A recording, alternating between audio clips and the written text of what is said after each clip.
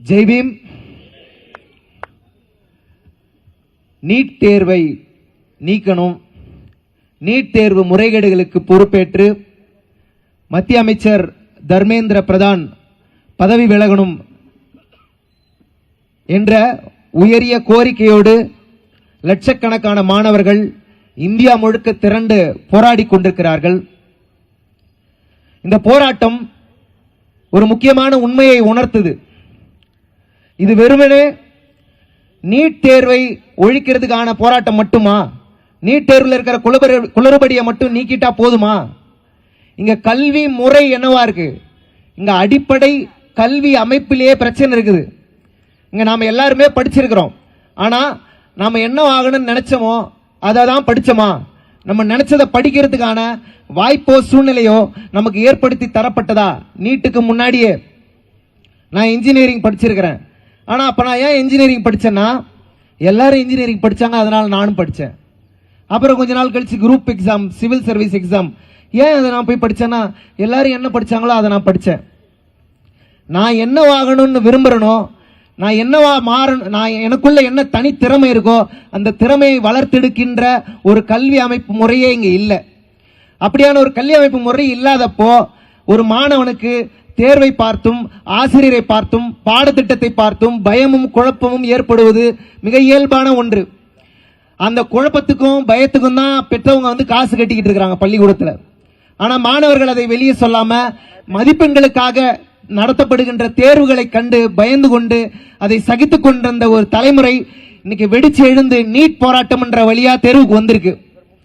இந்த போராட்டத்தின் வழியா நீட் மட்டும் அல்லாது, நான் ஒரு போராட்டத்தில் நான் ஒரு வீடியோ பார்த்தேன்.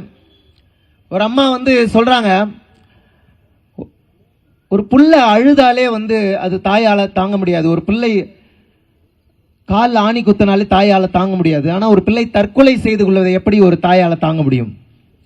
எத்தனை குழந்தைகளை, எத்தனை மாணவர்களை நாம் இந்த நீட்டை எதிர்த்து நீட் பயத்தினால நாம் இழந்திருக்கிறோம். ஒரு குழந்தை இறந்த போதே இதை மிக கவனமாக கையில் எடுத்து இந்த அரசு செயல்பட்டிருக்கும் என்று சொன்னால், நீட்டை விலக்கி இருக்கும் என்று சொன்னால், இன்னைக்கு இத்தனை நூற்றுக்கணக்கான மாணவர்களை நாம் இழந்திருக்க மாட்டோம். சமூகமே சமமா இல்லைங்க. சமமா இல்லாத சமூகத்தில் எல்லாருக்கும் சமமான தேர்வு எப்படி இருக்க முடியும்? ஒரு பந்தயம் நடக்குது. ஒரு பந்தயத்தில் ஒருத்தன் 2000 கிலோமீட்டர்ல இருந்து ஓடி வரான், ஒருத்தன் 100 கிலோமீட்டர்ல இருந்து ஓடி வரான், ஒருத்தன் கோட்டுக்கு பக்கத்திலே இருக்கிறான். இப்போ நான் இந்த கோடை வச்சுட்டேன், நீங்க எல்லாரும் இந்த பந்தயத்தில் கலந்துக்கிட்டு நீங்க எல்லாரும் ஜெயிச்சிடலாம் அப்படின்னு சொன்னா, இந்த 2000 கிலோமீட்டர் தூரமா ஓடிக்கிட்டு இருந்தவனுக்கு எவ்வளவு வருத்தமும் வலியை ஏற்படும். அந்த வலியைத்தான் இந்த நீட் தேர்வை எதிர்கொண்டிருக்கும் மாணவர்கள் எதிர்கொண்டுகிட்டு இருக்கிறாங்க. நான் அனிதாவுடைய அண்ணனாதான் தலைமைச் செயலகத்துக்கு முன்னாடி போய் நின்ன. ஆணிகள் கொண்டு மாணவர்களை அடிப்பது எப்படிப்பட்ட அணுகுமுறை? கட்டையில் ஆணி வச்சு மாணவர்களை அடிக்கிறாங்க, பெண்களை போட்டு அடிக்கிறாங்க. அவங்க என்ன கேட்கிறாங்க? எங்களுடைய கல்வி, எங்களுடைய எதிர்காலத்துக்கு பாதுகாப்பு தாங்க. சட்டம், அரசு, அரசாங்கம், அரசியலமைப்பு அனைத்துமே மக்களுக்கானதுதான். இந்த மக்களுக்கானது என்கின்ற அந்த அடிப்படை புரிதல் இல்லாத இந்த அரசாங்கம் போராடுகிற மாணவர்களை வன்முறையை ஏவி அவர்களை காயப்படுத்தி கொண்டிருக்கிறது. அந்த காயம் என்னால் தாங்கிக்க முடியல, அதனாலதான் நான் இறங்கினேன். அனிதா 10 ஆண்டுகளுக்கு முன்பாக நம்மிடம் எழுப்பிய கேள்விக்கு இன்றைக்கு வரைக்கும் நம்மிடத்திலே பதில் இல்லை. இது அனிதாவுடைய போராட்டம். நாம் அனைவரும் போராடி கொண்டிருப்பது அனிதாவுடைய போராட்டம். இந்த போராட்டத்திற்கு ஒரு தீர்வு காணும் வரை நாம் யாரும் சற்றும் பின்வாங்க கூடாது. எனக்கு அன்னைக்கே புரிஞ்சிருச்சு, அரசாங்கத்திடம் முறையிடுவதன் மூலமாக இது நடைபெறாத ஒரு காரியம் என்பது. அரசியல்வாதிகளிடம் போய் நாம் நிற்கக்கூடாது என்பது. மக்களிடத்திலே மக்கள் அமைப்பாக, மக்களோடு மக்களாக நாம் இருக்க வேண்டும். அதற்காக என்னுடைய கலை வடிவத்திலும் சரி, என்னுடைய நேரடியான போராட்டத்திலும் சரி, நான் எப்போதும் துணை நிற்பேன். இந்த போராட்டம் வெல்ல வேண்டும். நீலம் பண்பாட்டு மையத்தின் இந்த போராட்டத்திற்கு என்னுடைய ஆதரவை முழுமையாக தெரிவித்துக் கொண்டு, இந்தியா முழுமைக்கும் போராடி கொண்டிருக்கின்ற காக்ரோச் ஜனதா பார்ட்டியினுடைய போராட்டத்திற்கு என்னுடைய முழு ஆதரவை நான் தெரிவித்துக் கொள்கின்றேன். இந்த மாணவர்களுடைய போராட்டம் வெல்ல வேண்டும். இந்த மாணவர்கள் தான் நம்முடைய எதிர்கால தலைமுறையினர். இந்த எதிர்கால தலைமுறையினரை நாம் சரியாக பாதுகாக்கும் போது நமக்கு ஒரு நல்ல நாடு கிடைக்கும். இந்த நாட்டை புதிய கல்விக் கொள்கையிலிருந்து நீட்ல மட்டும் இந்த வெளியே வந்தா போதாது, புதிய கல்விக் கொள்கையை நாம் ரத்து செய்ய வேண்டும். புதிய கல்விக் கொள்கையின் மூலமாக இந்த தேர்வுகள்லாம் எதுக்கு வைக்கிறான்னு நினைக்கிறீங்க? அந்த காலத்துல நீ படிக்க கூடாதுன்னு சொன்னா அதுக்கு வச்சா சாதின்னு பேரு. இந்த ஜாதிகாரெல்லாம் படிக்க கூடாது, அவன் பள்ளிக்கூடத்துக்கே வரக்கூடாதுன்னு சொன்னான். இன்னைக்கு அதை நேரடியா சொல்ல முடியல, மக்கள் விழிப்புணர்வு அடைந்து விட்டோம். அதனால அவன் தேர்வுன்ற பேரை வச்சுன்னு வரான், புது புது பேர் வைக்கிறான், புது புது தேர்வு. ஆசிரியர் பணியிடங்களே இன்னும் நிரப்பாம இருக்கான். ஆசிரியர்களே இல்லைன்னா எப்படி மாணவர்கள் படிக்க முடியும்? ஆசிரியர்களே வேலைக்கு போராடி கொண்டிருக்கிறார்கள். அப்ப படிக்கிற மாணவர்களுடைய எதிர்காலம் எப்படி இருக்கும்? எனவே கல்வித்துறையில் மிகப்பெரிய சீர்திருத்தம் தேவைப்படுகிறது. அந்த சீர்திருத்தத்தின் துவக்கமாக இந்த போராட்டம், வரலாற்று சிறப்புமிக்க இந்த போராட்டம் அந்த திருப்பு முனையாக இருக்க வேண்டும் என்று சொல்லி நான் ஒரு பாட்டு மட்டும் பாடிட்டு போயிடுறேன். எனது நாட்டை கெடுத்து போட்டாய், என் வீட்டை கொளுத்த பார்த்தாய், என் காட்டில் உன் வேட்டை, வரலாறெங்கும் உன் சேட்டை, வெறியோடே கொன்றாய் பலியாட்டை, செத்தோம் ஒரு நாடே வலியோடே, மொத்தம் பல லட்சம் இன்றோடே, இருந்தும் நான் வந்தேன் உன்னோடே, அடையும் கனவோடே என் வீடே, ஒன்றாயிருப்பதே என் ஆசை, ஒன்றாதிருக்கவே உன் பூசை, மொழியால் மதத்தால் இனத்தால் பிறப்பால் அறிவாலால் கொடுங்கோலால் பிரித்தாயே, ஒரு நூலால் விருத்தாயே, நிறத்தாலே என மொத்தம், தோண்டும் நிலம் எங்கும் என் ரத்தம், தலைமுறையாய் தொடரும் நம் யுத்தம், புரியாது உனக்கு என் வலிகளின் அர்த்தம், நான் அந்த கதையின் மிச்சம் என்ன, நான் உனக்கு ஆன்டி இண்டி என்ன, ஓட்டு போட்ட பச்சை தமிழ் என்ன, நான் உனக்கு ஆன்டி இண்டி என்ன, ஓட்டு போட்ட பச்சை தமிழ் என்ன.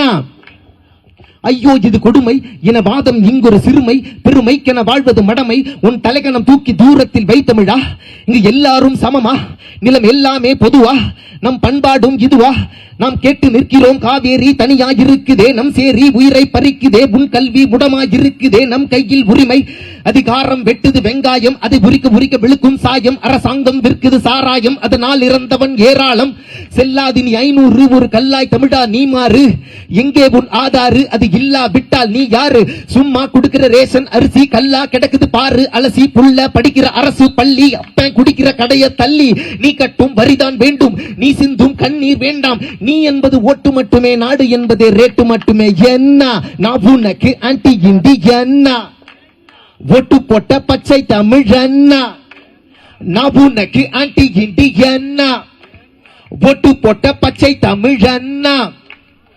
உலகெல்லாம் உன் சொந்தம், உதை வாங்கி திரியுதே உன்பந்தம், பல பட்டம் வென்றாலும் பசியோடு வாடுதே நம் சொந்தம், மலரட்டும் தொடரட்டும் விடியட்டும் என சில வாய் மட்டும், மலமல்லும் தொழிலுக்கோ வர வேண்டும் இங்கொருவன் மட்டும், செலவழிக்கிற செலவக்க மலை போட தண்ணி மலை தெர்மக்கோல போட்டு மூட ஸ்டெரிலைட் என மீத்தேன் நீட் என கொண்டு விட்டு கையெடுத்து கும்பிடுற போட்டு போட, தமிழன் என சோதனை எலியா, தமிழர் பேசுகிற மொழியும் இந்தியா, கருப்பு பணம் திருப்பி தந்தியா, குடிசை எரிஞ்சதே நீயும் வந்தியா, இலவசங்களை கொடுக்கிற மயக்கிற அடிப்படை உரிமையை பறிக்கிற சிரிக்கிற, கலவரங்களை நடத்துற நாட்டுல கேள்வி கேட்டா தேச துரோகியா, பரணம் ஒரு தடவை கனவு தருமதனை விதை என விழுமதி மயக்கிடுமது விதி இறுதி வரையுறுதி கொடுக்கும் எனது வழி எழுதும் ஒரு புதிய வரலாறு, இனி தேவை இல்லை துயரம் பொறுத்திட முடியாது கொள்ளை, இனியும் முடிவறியாது ஒரு வினை செய்தோம், பகுத்தறிவால் அதை சரி செய்வோம், என்ன நான் உனக்கு ஆன்டி இண்டி என்ன, ஓட்டு போட்ட பச்சை தமிழ் என்ன, நான் உனக்கு ஆன்டி இண்டி என்ன, உன் போலொரு மனிதன் தானே நான் இங்கே.